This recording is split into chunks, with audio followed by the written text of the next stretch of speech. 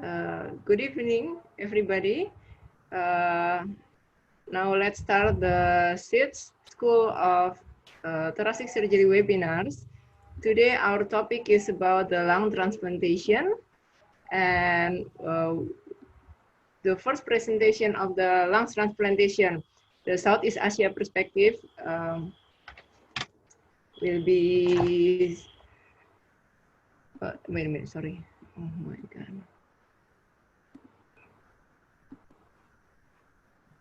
Yeah. Okay, we have here Dr. Lim Chong Hee will give a talk about the Southeast Asia perspective of the lung transplantation. And Dr. Lim Chong Hee is from Singapore. Dr. Lim Chong Hee graduated with his Bachelor of Medicine and Bachelor of Surgery degree from the National University of Singapore in 1990. And he earned his fellowship of the Royal College of Surgeons, Edinburgh in 1994. And he also had a training of the Cardiothoracic Surgery in Cleveland Clinic, USA. Now he is a visiting consultant of the National Heart Center, Singapore, and his private practice are at the Mount Elizabeth Medical Center and the Farrer Park Medical Center.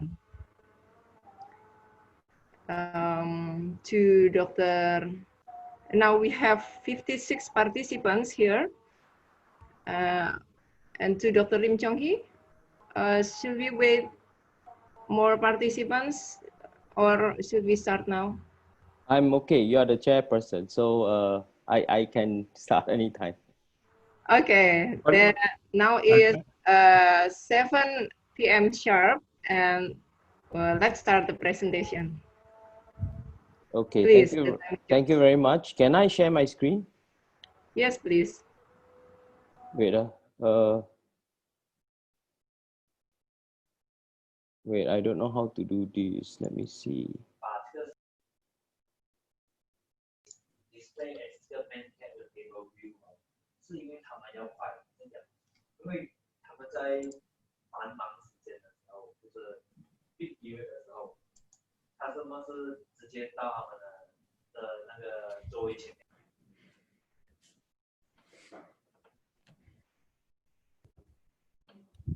Just hold on.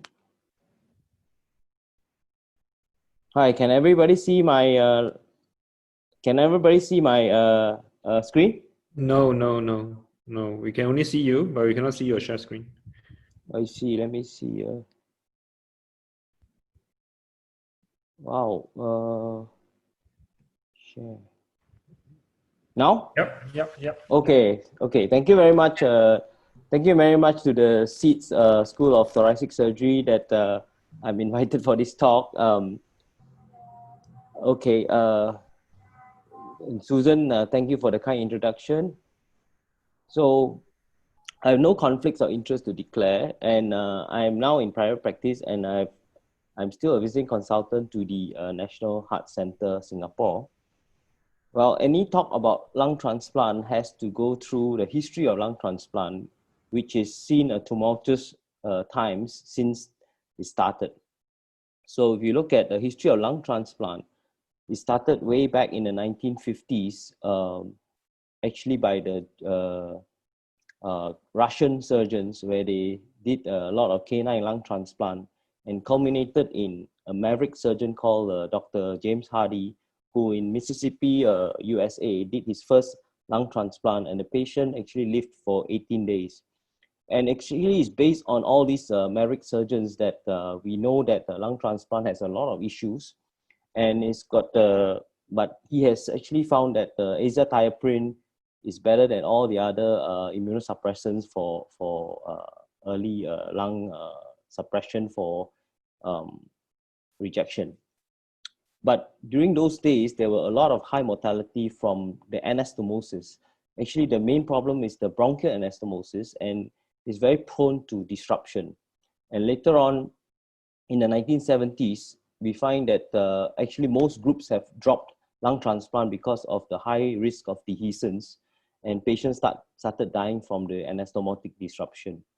And it is by sheer chance that because of the discovery of cyclosporine in the 1980s, that the Toronto group started to do lung transplant, and after evaluating a lot of techniques of how to protect the tracheobronchial anastomosis, that lung transplant began to slowly gain traction. So 1981, Stanford group did the first heart lung transplant. University of Toronto till today is very active after doing their first single lung transplant in 1980s. And only 12 years later in Beijing, they did their first lung transplant on the left side in Anzhen Hospital after abandoning it for more than 15 years. Then Anzhen Hospital also did the bilateral sequential lung transplant in Beijing. And nowadays, we know that there are several ways of doing lung transplant, including single, double, and bilateral sequential. And also the topic of whether we should do bronchial arterial anastomosis, because lung is the only organ that the arterial supply is not connected. All the other solid organs, you have to connect the arterial supply, otherwise the graft will die. And of course, there's development in antibiotics and antivirals, which assisted the progress of lung transplant. And pictorially, you can see this in the diagram. Heart lung transplant was done in the 1940s by the Russian surgeons. And then the anastomotic technique has been refined, and they had long-term survival for lung transplant initially. 1963, first human lung transplant. And then you can see that improving anastomosis really got on in the 1970s, late 70s. And Von Stans in the US did the first Lobar lung transplant in a living donor. But today you can see that actually the Japanese group led by Hiroshi Date are the ones doing most of the Lobar lung transplant from a living donor. And Sir McGee Yacoub in 1986 did a double lung transplant with a domino heart. That means taking heart from the patient, the sick lung patient, giving the heart away to another patient with heart failure. But if you can look at the ISHLT data, the lung transplant over the years has been increasing gradually, right up with cystic fibrosis, IPF, and COPD being the main groups of patients getting transplanted, and with a small group getting retransplanted. I searched high and low for the data in the Southeast Asia area, but there isn't much data. And most of the data is really from China. And in China, you can see that they have started the Asian registry. And since 2015, they have done about 1,000 over cases with a 1-year survival of 70% and 3-year survival of 61.6%. Hong Kong started earlier in 1995 with about, if you add up all these, about 100 over cases. And 1-year survival is extremely good at 90%. 5-year survival 71%, and 10-year survival at 50%. This is almost the same as the IHLT data. Taiwan University also started in 1995, 1-year survival 85%. And this is the breakdown of all their groups. The Japan registry also showed that they have 450 over patients since 1998 to 2015. 5-year survival for single lung transplant is 70%. 5-year survival for double lung transplant is 75%, and for living donors is 71.7%. So what about lung transplant in Singapore? Lung transplant in Singapore began because at the National Heart Center where I work most of my surgical life, it is situated at the campus of Singapore General Hospital. They do about 1,200 open hearts a year and about 600 thoracic cases per year. They have a well-established heart transplant program, which started way back in 1990. And then in 2001, we started their LVAD program. And subsequently, we brought in the HeartMate 2 and HeartMate hardware devices, which has now kind of replaced heart transplant as the mainstay for heart failure patients. And in 2003, we did our first ECMO back in the days when the SARS was the rampant. And because of that well-established programs, we were able to get coordinators and nurses, as well as physicians, and then subsequently pulmonologists to get interested in lung transplant. And from there, we moved on to a lung transplant program in the year 2000. And just before I left, I started the program for chronic thromboembolic pulmonary hypertension, where we can do pulmonary endarterectomy for very advanced patients with CTEPH. And then one milestone that we had in transplant in Singapore is that there is a big amendment to the Human Organ Transplant Act called HOTA back in 2004.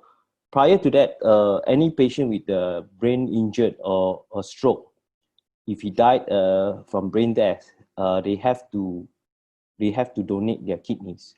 And Human Organ Transplant Act modified this and amended the act so that it added heart, liver, and cornea as well to kidneys, but did not include lungs. So lungs are only taken from voluntary donors from brain death situations. So our first lung transplant we did in 2000, end of November. And since then, we only done 15 lung transplants, 9 males, 5 females, and 1 was a redo. And the age was between 16 and 60 years, and the mean age was 53. The waiting times you can see is from 2 weeks to almost 1,500 days, which is extremely long. And that's mainly because we don't have enough brain death donors that can give the organs. The indications are mostly COPD and ILDs, and only 1 or 2 patients with pulmonary vascular disease. Most of the transplants were bilateral sequential lung transplant, and only 5 were single lung transplant. So the numbers of lung transplant over the years is either range from 1 or 2 cases, or some years are even 0. But you can see that donor call activities were actually quite good, ranging from 25 cases to 35 cases. But it's just that most of the brain death patients are not suitable for lung transplant because they are either aspirated, or there's some pneumonia, accompanying pneumonia, and also chest trauma that damages the lung. So lung donors are really hard to come by. Survival rate is really hard to analyze because of the small numbers. So we do have long-term survival in a couple of patients. So who are the candidates for lung transplant? I think every country has its own criteria, and our cutoff criteria is age less than 60 years old. The patient must have severe clinical physiological severe disease, and he must have had maximal medical therapy.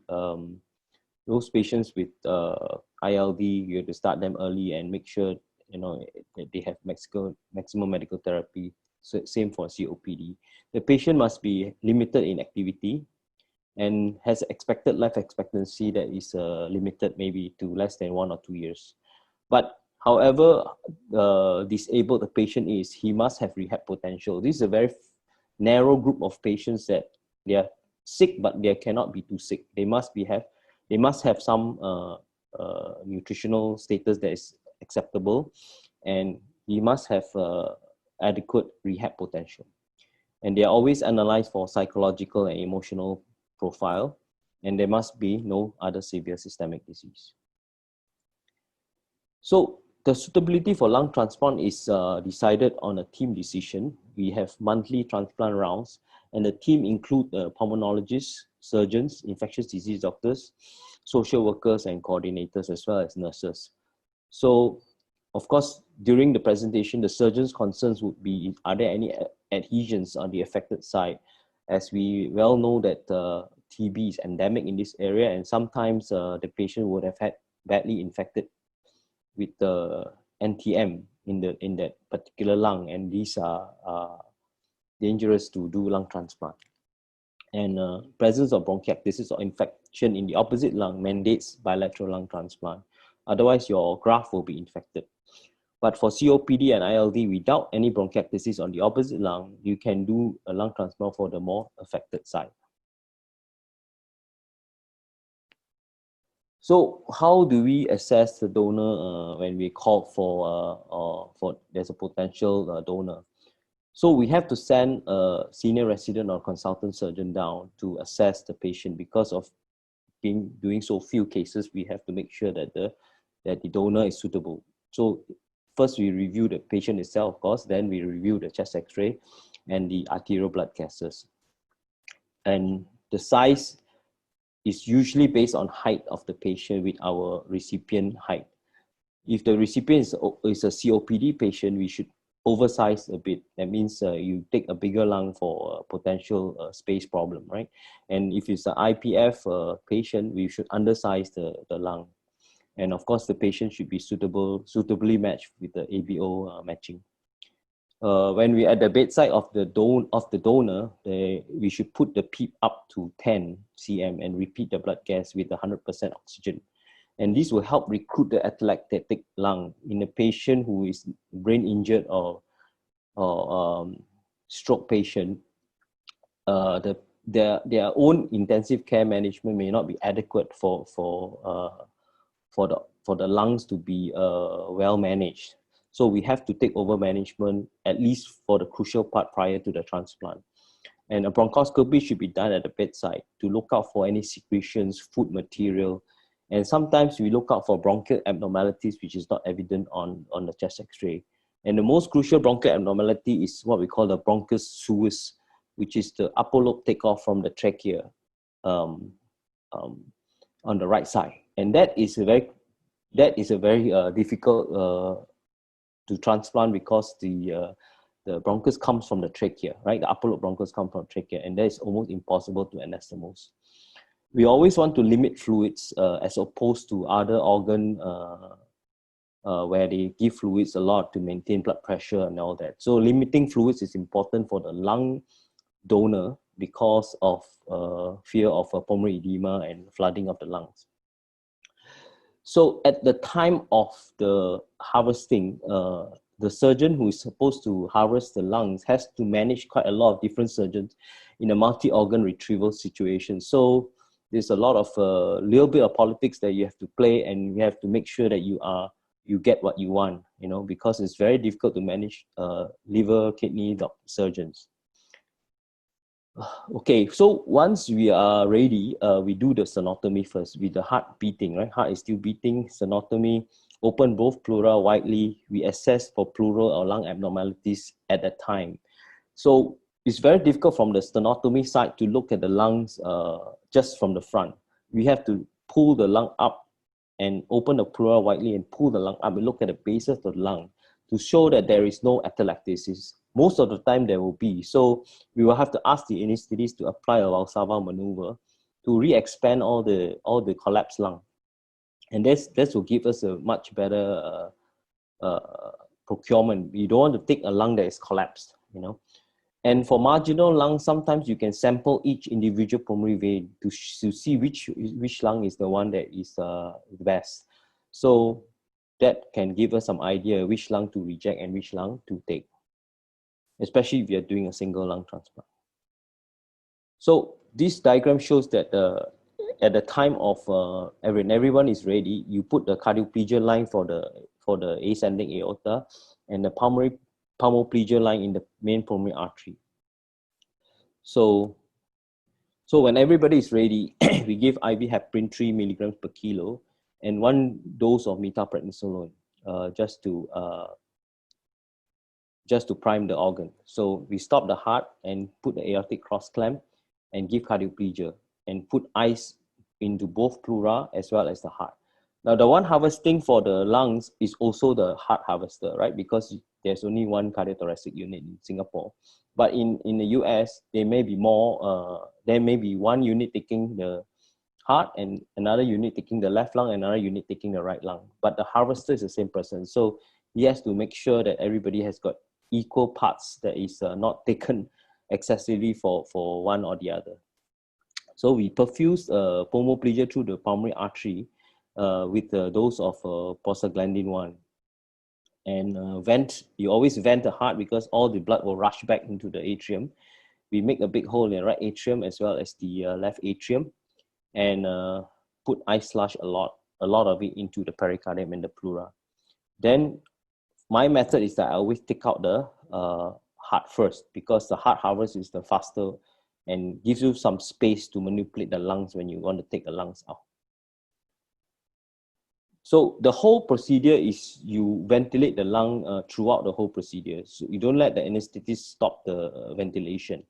And once you divided the whole plane from the trachea and the esophagus, we remove the lung en bloc. Okay, at the time before we remove the lung en bloc, we clamp the trachea and cut the bronchus with the lung inflated. Okay, then we put the lungs into the back table and perfuse retrogradely through the pulmonary vein with 500 mils in each pulmonary vein retrogradely, and you see the return back from the pulmonary artery. It should be a clear effluent when you perfuse. And we always put the lungs into 3 bags in ice box and transport back to recipient hospital. The picture shows that it is harvesting in the US, where they have Learjets to fly you out to the donor hospital. And this is the back bench dissection, and this is the bagging of the lungs. So how do we divide the lungs? One is out. So for the pulmonary vein, we divide right in the middle. Pulmonary artery, we divide right in the middle. For the bronchus, we divide at the left main bronchus orifice, so that the left main, because it's long, we can use the whole bronchus for anastomosis. Whereas the right side, we can cut it off here. So implantation depends on really whether it's a single or bilateral sequential. If it's single, we just do thoracotomy, because that's how thoracic surgeons know how to access the chest cavity. And bilateral sequential is using the clamshell technique. In both techniques, we always worry that the recipient may be unstable, and we always tend to think of cardiopulmonary bypass. If we need to do, we will do cardiopulmonary bypass. So this is a clamshell incision. This is a diagram drawn from an atlas, but you can see that they are not doing it. The present technique is to make a notch in the sternum here, so that this notch can fit into this, because if you cut straight across, what happens is that this part is very unstable, and sometimes the patient will complain of clicks and pain in this area when it's non-union. When you make a sharp notch like this, the fixation is much better. So anesthesia, double lumen intubation for the recipient. Take the nitric oxide machine, which is to cause a vasodilatation in the lungs. Always do intraoperative TEE to look at your anastomosis. At the end of case or the next morning, we put an epidural catheter for pain relief. So this is a picture where you can see Dr. Agastian and Dr. Tong did the first lung transplant. The clamshell incision, do the worst side first, because after doing the worst side, the patient can be more stable, right? The patient can be ventilated, better oxygenation, and hemodynamics suddenly become more stable. Always prepare for cardiopulmonary bypass. And when we do pneumonectomy, we have to leave the arterial and venous stumps long, so that there is adequate cuff for you to sew to.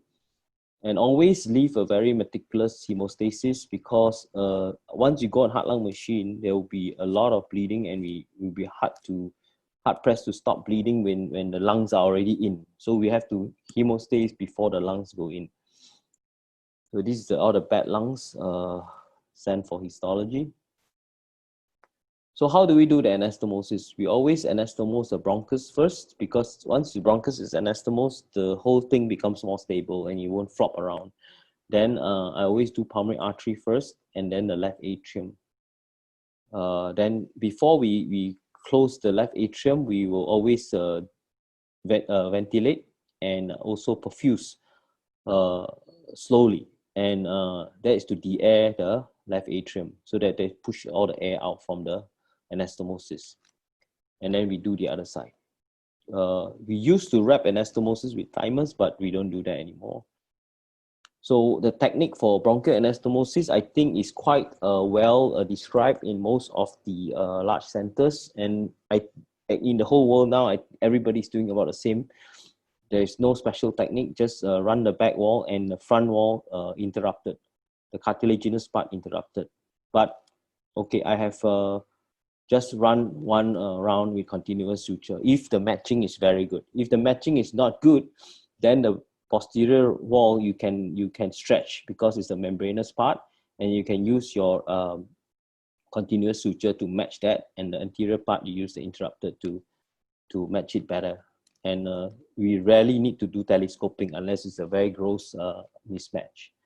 And pulmonary artery with a 5/0 suture, and pulmonary vein with the left atrial cuff with a 3-0 or 4-0 suture. So this is after one lung has gone in. You can see that it's very bright in pink and it should be functioning normally, right? So in this patient, we didn't use any cardiopulmonary bypass, but if we need to, we just open the pericardium here, and that should help us go on heart-lung machine. The post-op care is actually quite routine now. We always bronchoscope the patient just to look at your bronchial anastomosis at the end of the case and suck out any residual phlegm or pus coming out. And we put 2 chest tubes on each side. Actually, chest tubes are not a good tube to put because it's quite big. So what we do now is change it to a smaller tube and only 1 chest tube for air leak and blood.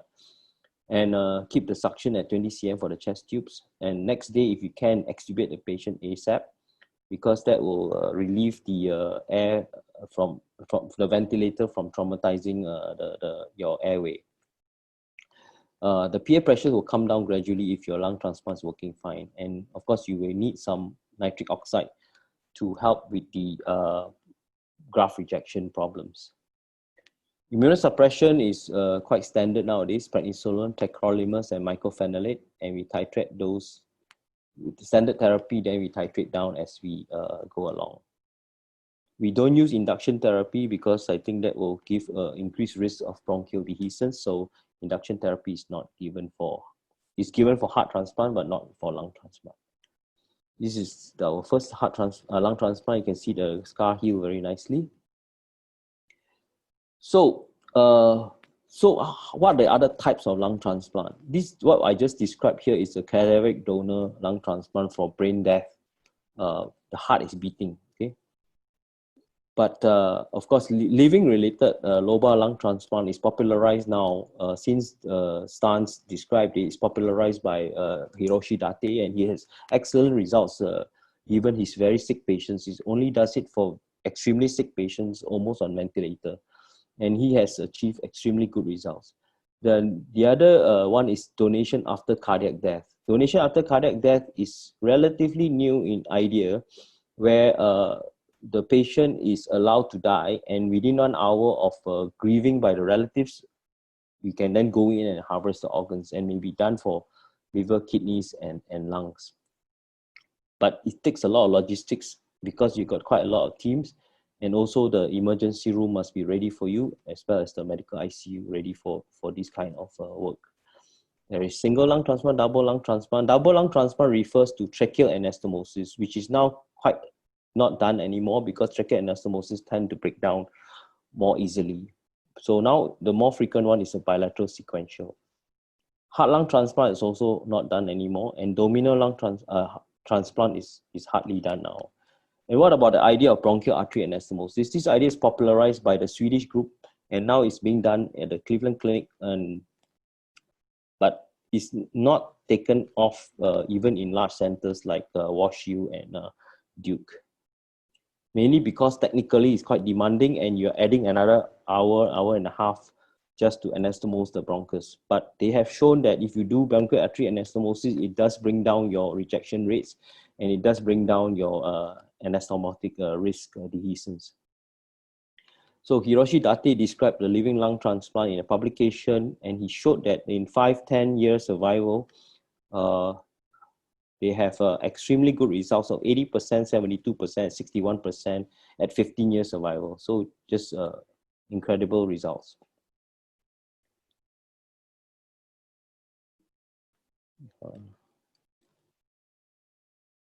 So next is this concept of high volume centers. So Shigemura in a review article described that high volume centers are those doing more than 50 cases of lung transplant per year. Except for China, none of the Southeast Asian countries are actually high volume centers. And this has severe impact on funding outcomes as well as training for your junior staff. So I estimate that if you want to do adequate and good outcome lung transplant, you have to be busy enough and at least 12 to 15 cases per year. And you look at these large centers: Pittsburgh, Duke, Cleveland, Barnes, Jewish, and Houston. They have done 1,000 to 2,000 over cases, and per year they do about 90 to 130 cases per year. So in these kind of centers, it's extremely busy, and we are doing three cases a week. So we have no other work to do but lung transplant. So what about a regional network for Southeast Asia? It is extremely difficult to set up and needs a lot of political will and diplomatic effort. You need a very strong regional leader to push organ transplant agenda through. But looking at Southeast Asia, I don't think at this point in time we can push this through because it's too much of an ask, and costs are really extremely high, and there will always be funding issues because we don't have insurance that the Europeans or the US have. But it is successful now in Hong Kong, in the Guangdong Greater Bay Area. And under that framework, this Bay Area, they have cooperation for organ transplant registry, allocation and sharing. And this gives hope for them. What about the future? I think there is increased lung transplant can be done if we use ex vivo support for lungs, and these are harvested lungs from a marginal donor. We can actually put into a device that perfuses the lung with this solution called the Stern solution, where you can perfuse the lung and ventilate the lung and resuscitate the lung over time. And this is proven effective in some large centers, and it gives us a more elective transplant procedure when the lungs are better. Living-related lung transplant is also another good procedure to consider if you want to start a lung transplant program, because it's a more elective procedure. It's a short ischemic time because the donor is just next door, but you need 3 teams to do it, because one to harvest the right lower lobe, one to harvest the left lower lobe, and one to open the recipient. So it's good for smaller recipients and contracted chest cavities like IPF, and allows for partial lung transplant as well, leaving the native upper lobes behind, because if they're not infected, the upper lobes can be left behind and just provide more functioning segments. So I think my conclusion is that lung transplant is effective in treating end-stage lung disease after 50 years of development. But low volumes is due to lack of donors. It needs to be resolved, but there are a few things we can do. If we want to increase the donation, we can try changing in legislation to opt-out system. We can take from cardiac death patients. We can also do a regional cadaveric organ sharing. Living-related lobar transplant and ex vivo lungs can contribute to greater activity in lung transplant in Southeast Asia. Thank you very much. Thank you very much, Dr. Lim Chong Hee, for the brief presentation about the lung transplant. A very complete explanation about from the history, the techniques, and the futures of lung transplant, especially in the Southeast Asia. But now maybe we should proceed to the second speaker. For Dr. Lim Chong Hee, maybe please, you can see the QA, and later we will discuss it after the presentation. Yeah. The second presentation is from Dr. Raghavendra Mayya. He is the Director of Medical Affairs, Advanced Surgery, the APAC Baxter Healthcare. And tonight, Dr. Raga will speak about the Haemostatic device. To Dr. Raghavendra, the time is yours. Yeah, thanks, Dr. Susan.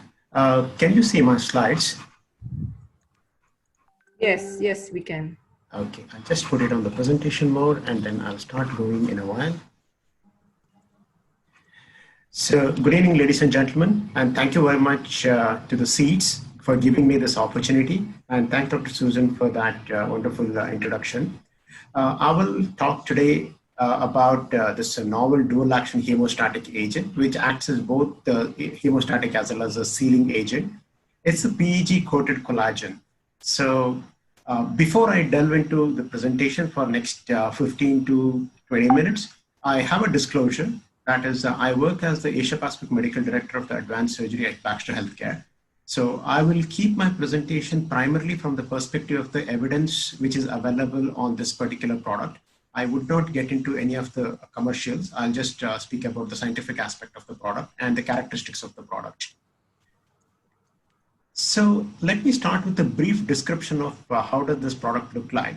So this product has the major bulk of the product is the collagen sheet. So we all know that collagen has been used in the surgical field for more than 70 years. To be precise, it was first used in the Second World War. Now, the undersurface of this surface, or this patch, which is white in color, it is NHS PEG coated. So that means to say that it is a polyethylene glycol coated surface, which sticks onto the surface, the moist surface or the exposed surface, and produces a good sealing. And the second part is that on the upper side, which we can see that there are blue dots here, which are interspersed at a distance of 1 centimeter from each other, which will help in clear identification, even when you're using in the laparoscopic method, because when the light shines, it will be difficult to see what is happening inside. So for that, it helps in an identification. And also it says that this is the inactive side. The white side is the one which has to go on the tissue surface, whereas the bluish side is the outer side, or to the sky we can call. The most important aspect of this is the bovine collagen matrix. This is a loosely woven collagen matrix. So as we see here from the electron picture, which is inserted here, it has got many porous spaces in between. So when blood enters into this collagen pores, so they will start, the coagulation cascade will happen and the blood clot will happen. But I will go to that a little bit later. This polyethylene glycol on the undersurface will bring about a strong adherence to the tissue and forms a perfect seal, so that no air or no gas or no liquid is being seeped out of the edges. Second one is the collagen. It is specifically made in such a way that it is soft, pliant, and you can flex it. So that if you want to put it in the laparoscopic way, you can twist it and then put it in through the laparoscope and take it to the area. And the most important aspect is this collagen, the porous collagen. As I said in the beginning, these collagen pores will act as a holding area for the blood coagulation factors and also for the RBCs and all. The clot forms inside this, and that in turn increases the strength of the clot and provides a structural integrity to the clot. So with this, a brief introduction about how the product is made, I would like to go on to some of the clinical papers and available evidence around this. The first paper that I'm going to talk about is from Dr. Velvert et al. So they did a prospective randomized clinical trial on this hemopatch in ascending aorta. It's an initial experience. So they started with 170 patients who were the evaluable patient in that, in which almost 85 were put onto the hemopatch group, and the other group was a control group, which had either wet gauze compression or similar procedures which were done. So it was 85 and 85. The endpoints that they wanted to look at was the success of hemostasis in 3 minutes or earlier after the application of the product. And what is the post-operative blood loss within the first 24 hours? Was there any autologous transfused blood units in the first 4 days of the post-operative thing? And was there any requirement of the surgical revision for the bleeding? Now, let's look at some of the results of this. As we see from here, the graph, the blood loss in the first 2 hours was significantly less in the hemopatch group, which is represented by blue. And similarly, in 6 hours also, it was significantly less. Over the 12 hours and 24 hours, there is a reduction in the blood loss. However, it did not reach the significance level. When we look at the hemostasis rate, that is within 3 minutes, when we look at the hemopatch effectiveness, it controlled the bleeding in about 98% of patients, whereas the comparator, that is a wet gauze or application of the pressure and all, they decreased to only 2/3, that is nothing but close to 66%.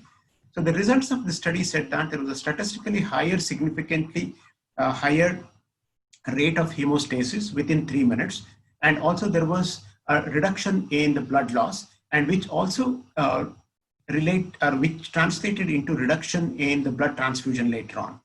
So they conclude to say that in ascending aorta and cardiac surgeries, it decreased the blood loss and also improved the hemostasis. That's what they said. And fewer patients required blood transfusion upon treatment with the hemopatch group.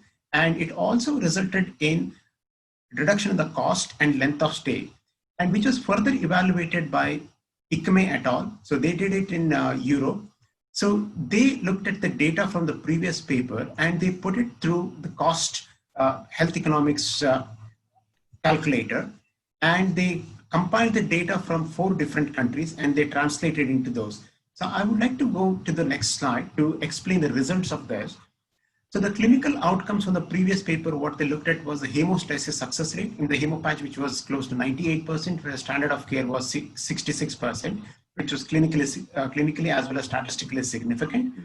And autologous blood transfusion was almost 24% here in the hemopatch, where the standard of care is close to 34%.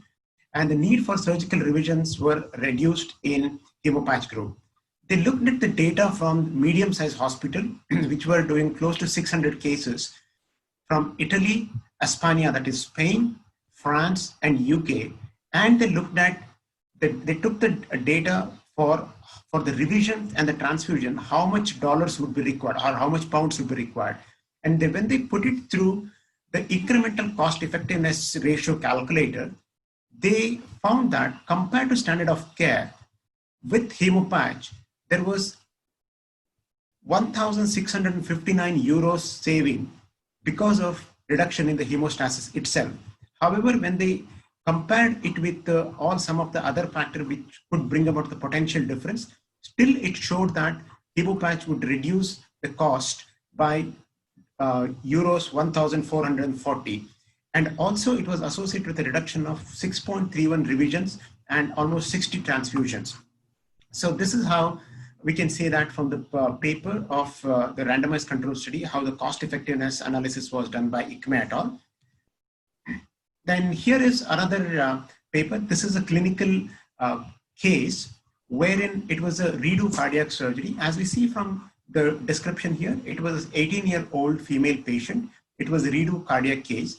At the age of 6, patient had gone through a Ross procedure, and this patient had the total time was around 317 minutes, and it was under a hypothermic procedure.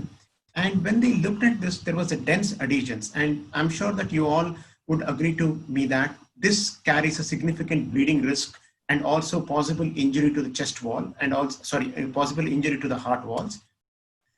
So they went on to apply hemopatch to the ventricular wall over the lacerated areas, and the hemostasis was achieved within 2 minutes.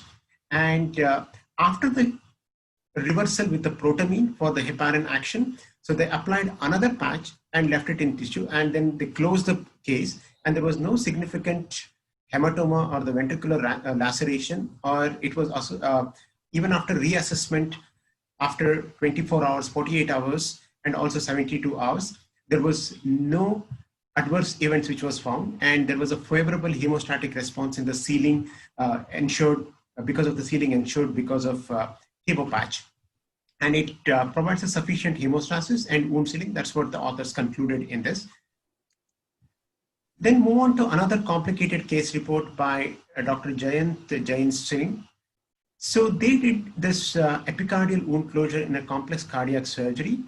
So I would like to discuss about some of the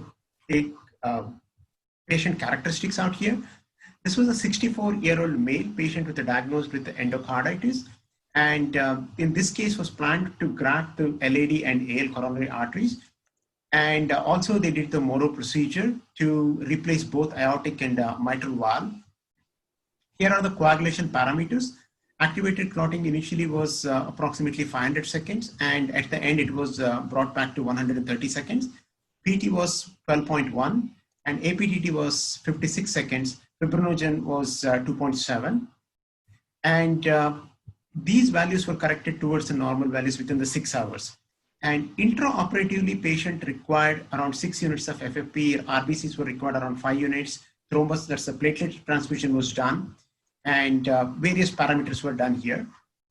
And all products were given during the surgery and with the first 6 hours within the ICU. And hemopatch in this case was used for the epicardial wound closure and also around the venous anastomosis.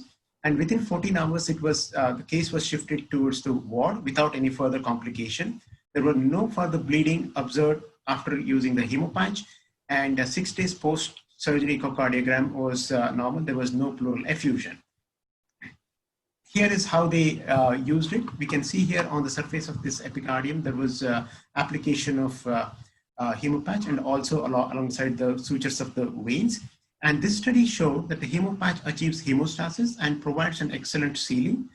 And it was maintained at the wound site and without any significant adverse event or any pericardial effusions later on. Now from there, I would like to move on to another European experience, that is Fingerhart et al. So because why I brought up here is that this group was the first to experience this hemopatch. So this was the data from the 2014. This paper talks about the mechanism of action of this particular product, and also it talks about multiple surgeries in which hemopatch is being used. The cardiac section of this paper describes the application of the product with an excellent hemostasis and sealing effect along the epicardium and the CABG surgeries and in the anastomosis line and in the ventricular pacing wire around that area and all without any issues with these pacing wires. And also there was one of the cases where there was an application over the nerves around that area. And they concluded that it has got a versatile application because of its flexibility and ease of use. And they go on to say that it brings about an immediate hemostatic effect across a broad range of surgical setting. In another paper, I'll discuss a little bit more a little later. Here I would like to bring about an animal model. So this animal model was developed with 2 antiplatelet therapy. So these were the swine models, and there were 96 bleeding areas which were assessed. There are 2 products which are assessed. One is PCC, or otherwise polyethylene glycol coated collagen, which is nothing but hemopatch. And another one is fibrinogen thrombin coated collagen pad, which is nothing but Tacocel. So what were evaluated here? Here, hemostasis was evaluated as within first 10 minutes, how much hemostasis will be done. And all these wounds were checked every 30 seconds. The pigs were given dual antiplatelet therapy, like clopidogrel and acetyl salicylic acid, and histopathology was done at the end to see if there is any tissue reaction. So here is the response. So hemostasis, this is a hemopatch without antiplatelet therapy, which is in purple color. Blue color is hemopatch with the dual antiplatelet therapy. And the yellow color is Tacocel, or otherwise fibrinogen thrombin collagen patch with antiplatelet therapy. In the first 3 minutes, the hemopatch group in both the groups had an excellent hemostasis, close to 97 to 100%. And whereas the Tacocel had around 18%. This also correlates with the data which is there in the prescribing information, or otherwise called IFU of the product. And after 10 minutes of application, we can see that both cases hemopatch reached 100% and the Tacocel reached 74%. And hematoma formation was almost nil because there was no initial bleeding in the first 2 minutes or first 3 minutes. So that resulted in the reduction in the hematoma as well. And histopathology, we can see here that there was no blood collection under the patch or anything like that. And it also reduced any inflammatory responses out here. So what this study said is that even in the antiplatelet cases, the product works well. Now, that was in animal. Let's see what happens in the human cases. This is an registry data from Europe, from multiple countries. It's a nationwide European registry where the interim result was done by Ulrich et al. So just to give a flavor of this registry, there were 1,007 cases, and there were many cases, for example, general cardiac, lung, urologic, and others. When we look at here, there was a significant group of patients. Almost 16% of the cases were cardiac patients, and the product was used in CABG or bypass, aortic valve replacement, mitral valve replacement, and some other aortic and other cases as well. And there were about 76% which was lung cases. And what is important here is that surgical approach were both open as well as minimally invasive. As we see, close to 80% was open cases and around 18% was minimally invasive. And the patient, whether they used anticoagulants or antiplatelets or both. So there were 947 patients, in which cardiac patient, as we could guess that majority of the cardiovascular patient will have anticoagulant therapy, which was around 18%. Antiplatelet only was close to 21%. Both anticoagulant and antiplatelet therapy was 32%. And altogether, those patients who had anticoagulant and antiplatelet therapy accounted for almost 70% of the cases, which is common in cardiovascular surgeries. And the number of hemopatches used, almost in 2/3 of the cases, one hemopatch was sufficient, and in the remaining cases, 2 or in very few cases, 3 patches were required, depending upon the case. Now look at the success of hemostasis. All case hemostasis was close to 93.3%.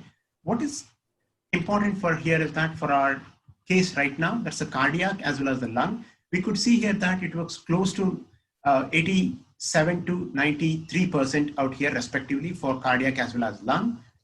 And whether it was open or minimally invasive, the significance, there's a high significance here. And then we can see here that almost 94% cases achieved hemostasis. Here is the most interesting factor. Whether the patients were on anticoagulants or not, it achieved hemostasis in all kinds of patients, whether dual antiplatelet therapy or a single antiplatelet anticoagulant therapy, still it reached a significance with respect to hemostasis, and more than 89% cases had hemostasis in these cases.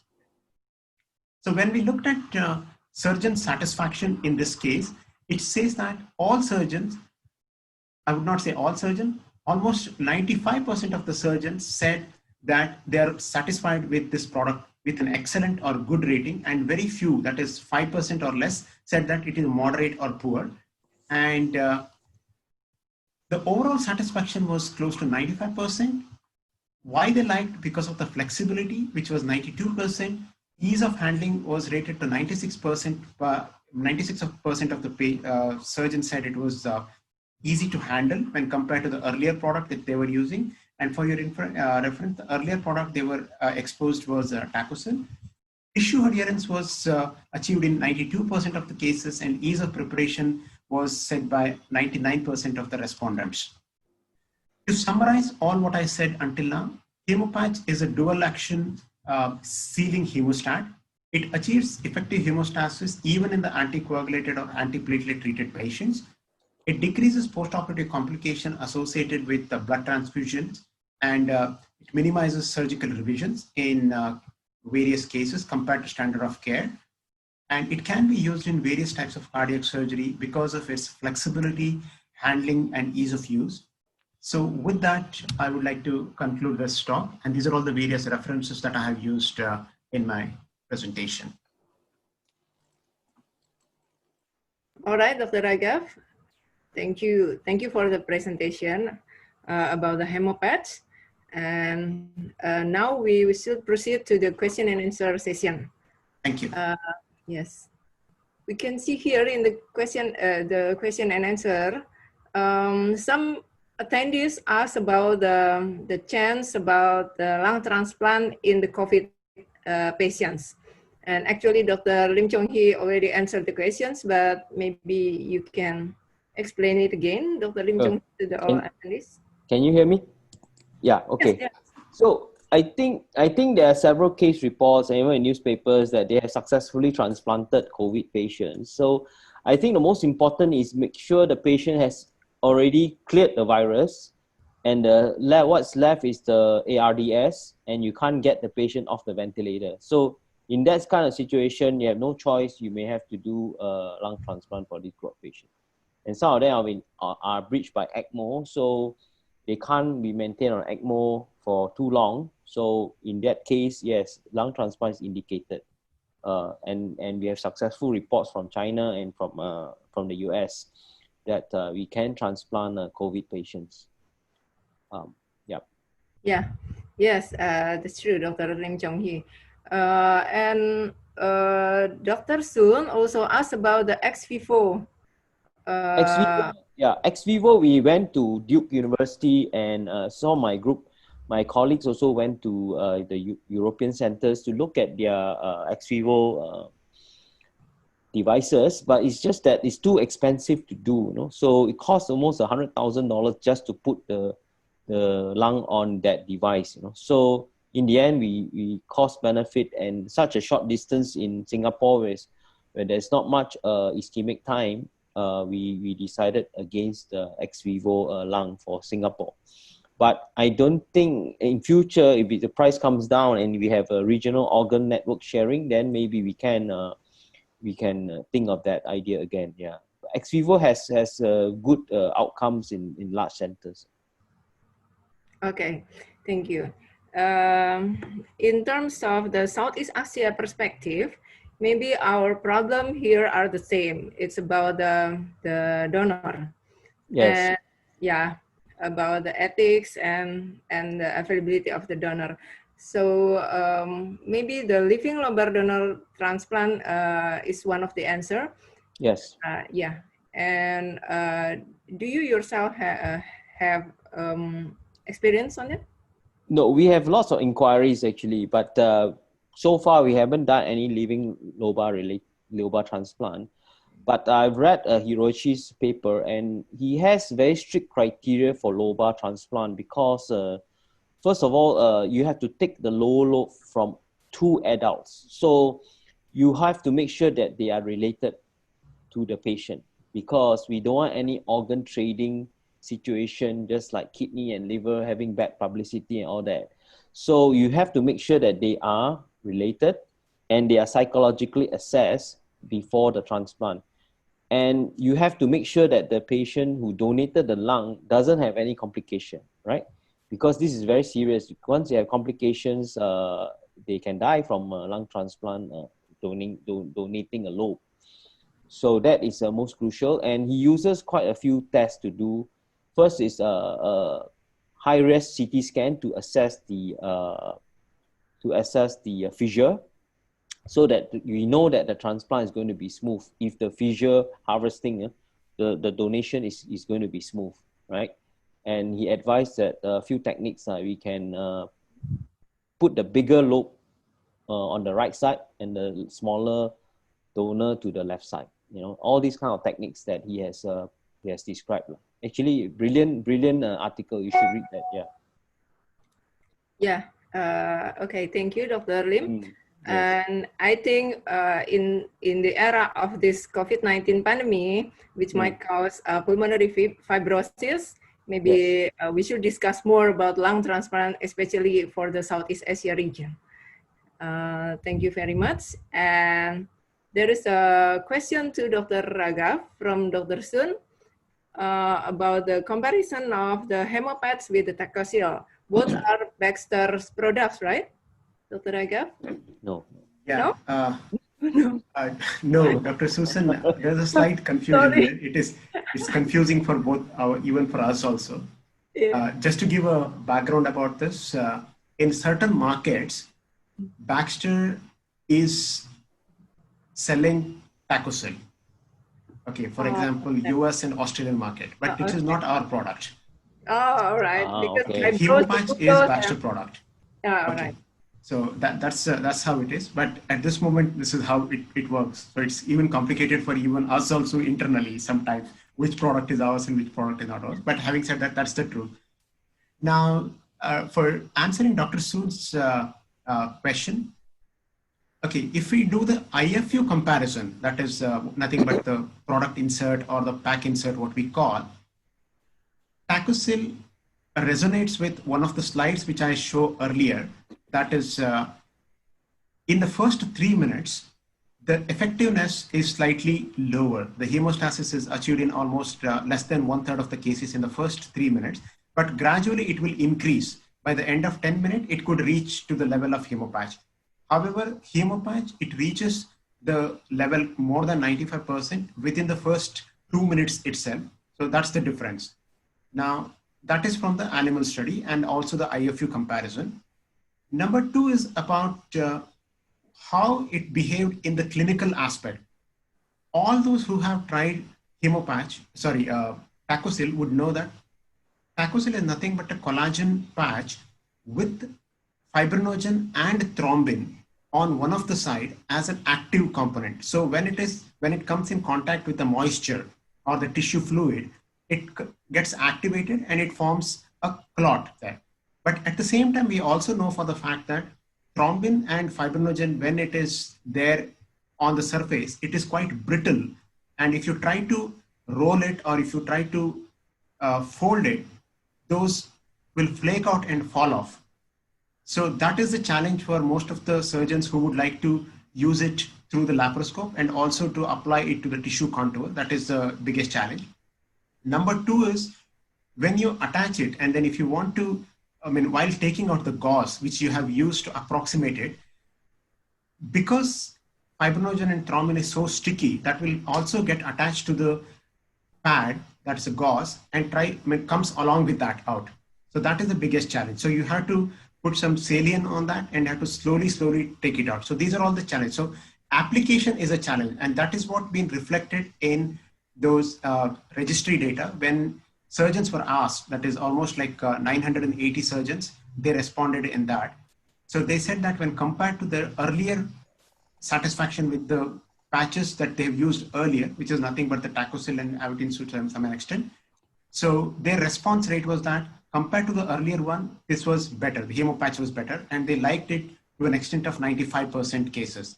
So this is what I can tell right now, because otherwise, if I want to discuss about both product, it's a very lengthy discussion.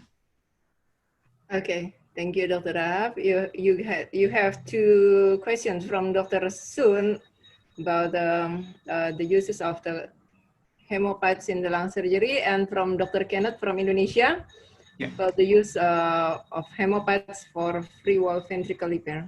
Yeah, sure. For the first question, that is use of hemopatch in the lung surgery, I wanted to pull out that slide deck, but I'm not able to get that. I had one video in which how it was applied. Maybe I'll explain orally right now. So next time, whenever it's possible, I'll try to dig out that video. So the first video was regarding, our first case was regarding the animal studies, wherein the porcine lung, on the porcine lung, multiple models, they have tried how to use hemopatch. So a segmentectomy was done and a pleural excision was done and all those things. And after that, all the stapling and all, hemopatch was applied to the area.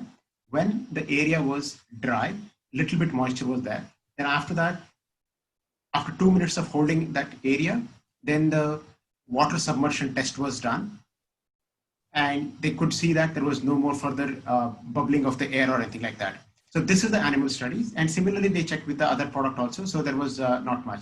But what they found in the clinical use until now, we don't have any randomized clinical trial or anything like that. All the data that we have got at this moment from the clinical is the study that I showed, the registry data, where in 76 cases, they have used it in the lung. So that is the data. In that, there was no adverse event. There was no increased prolonged air leak as any adverse event. And there was no additional adverse event which was reported during those cases. That was data we have at this moment. And there is one clinical trial, and it is in the form of an IIR, investigator-initiated study, which is going on at this moment. So once that data is out, then we will have more data on that. I do not have anything more at this moment. Coming to the second question, how to use this?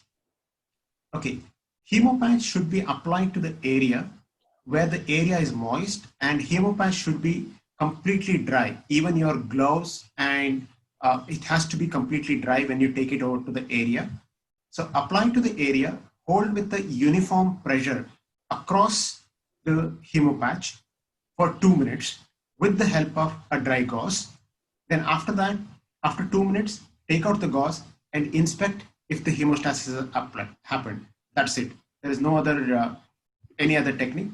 What is important are the area has to be a little bit moist. It cannot be bone dry. If it is bone dry, then it cannot stick. There has to be a little bit moisture so that it can attach. gauze, all our gloves and all the instruments have to be dry to take it to the area, hold it on the area for 2 minutes with 1 centimeter margin of approximation on the normal tissue. That's it. Then after that, hemostasis is achieved and the sealing has been done. So what I can do is with Dr. Kenneth later on, I will set up either a call, or if you can send me your email ID, I'll send you further instruction on how to use it properly. Okay. Thank you, Dr. Mayya. Yes. Thank you so much. Yeah. So everybody, I think now is the end of the session. I would like to thank to all panelists for the nice presentations, and I think all the questions already answered. And maybe in the future we can discuss more about the other interesting topic of the thoracic surgery. Thank you very much for your attentions. Good night. Thank you very much. Thank you very much. Bye-bye. Good night. Bye-bye. Bye. Good night. Bye.